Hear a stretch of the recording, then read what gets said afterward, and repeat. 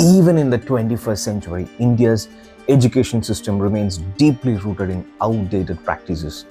When you think about your own school life, what do you remember? Heavy books, endless homework, pressure to score high marks, an endless cycle of tests. But how much of what you have studied helped you in the real world? Did anyone teach you how to manage your finances, how to think critically, how to build a career or start a business? The sad reality is that when the world has changed dramatically, our education system has not kept its pace. In many ways, it still reflects the goal of a different era, an era when India was a British colony.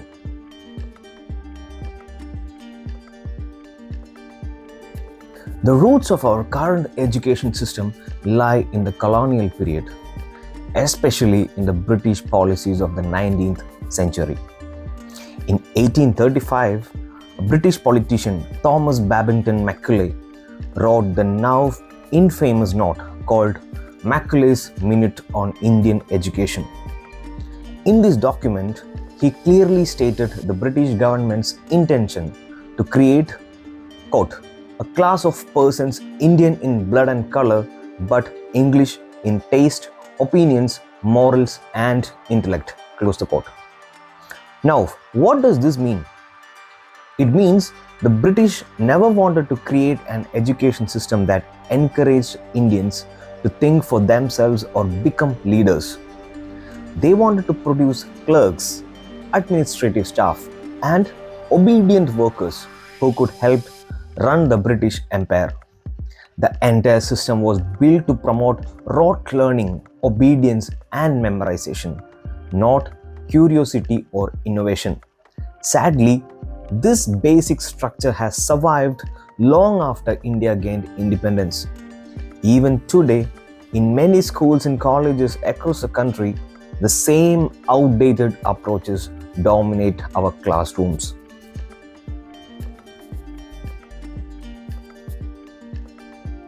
Despite living in an age of artificial intelligence, space exploration, and entrepreneurship, most Indian students still study syllabi that have changed very little in decades.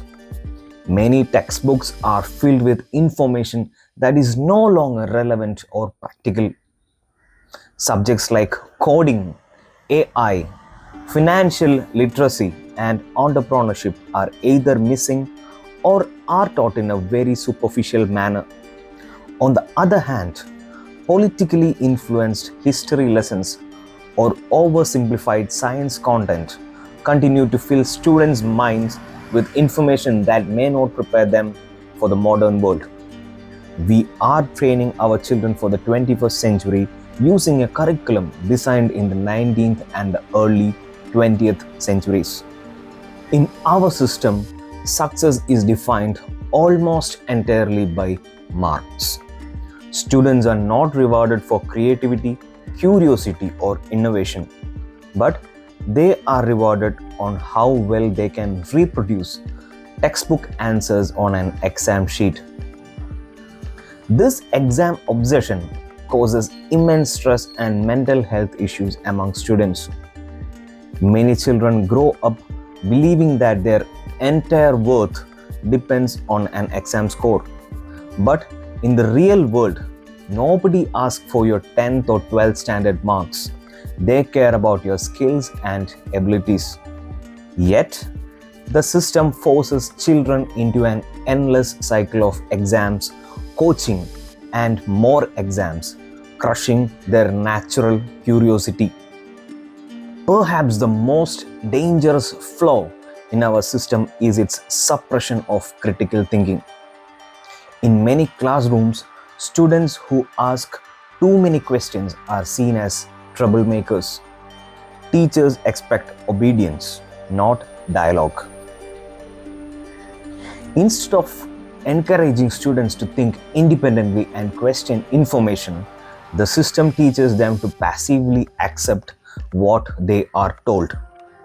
This creates a society of citizens who are more likely to follow blindly rather than think critically, a serious threat to any healthy democracy. In a world where misinformation spreads rapidly, the ability to think critically is more important than ever.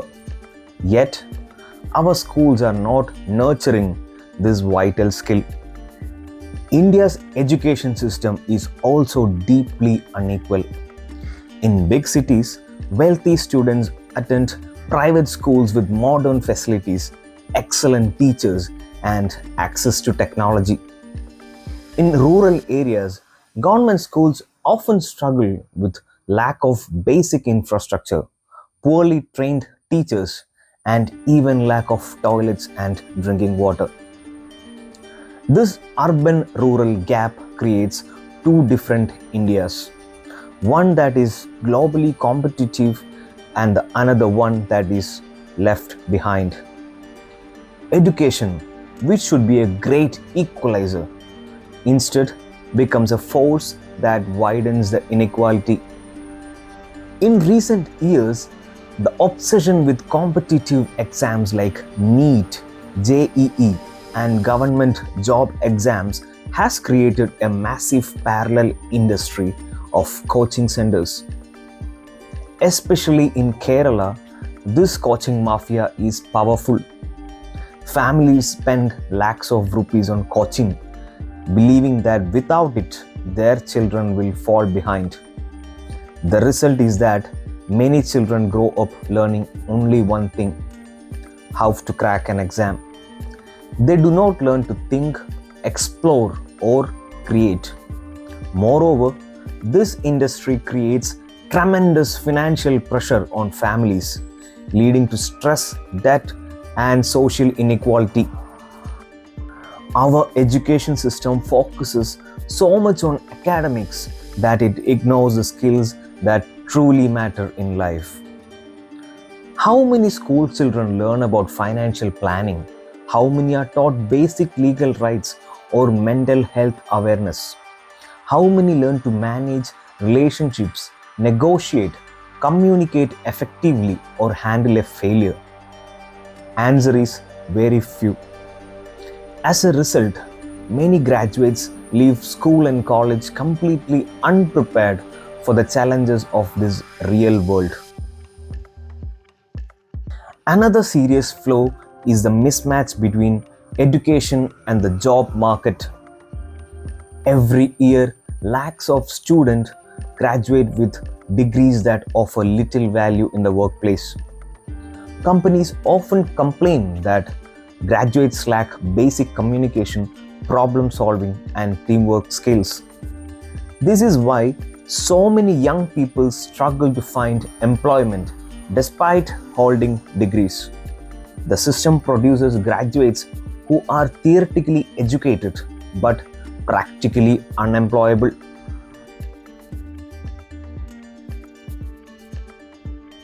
Kerala has long been seen as a model for Indian education.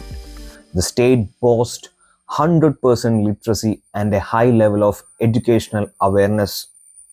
But beneath this success story lies a more complicated reality. While the literacy is high, innovation is low.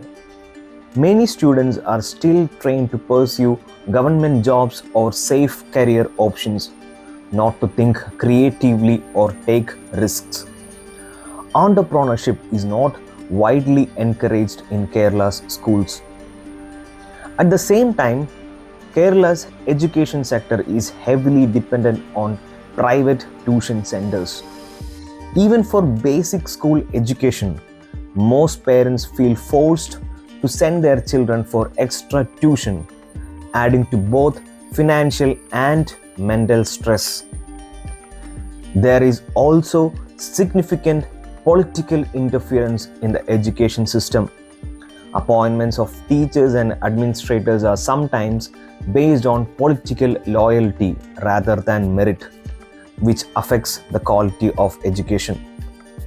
In short, Kerala's system may produce well-read individuals, but it does not always produce innovators and leaders.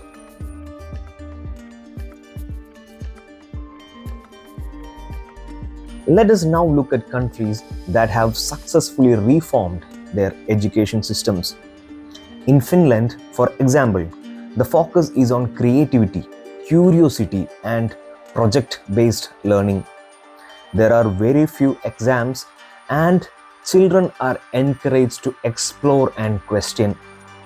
Teachers are given great respect and autonomy. The result? Finnish students consistently rank among best in the world. In Singapore, the government realized that rote learning would not produce globally competitive citizens. The system was transformed to focus on problem solving, practical skills, and creativity. Today, the Singaporean students excel not just in academics but in innovation and leadership. Meanwhile, India remains trapped in a rigid, exam driven model that discourages curiosity and exploration. Our children deserve better.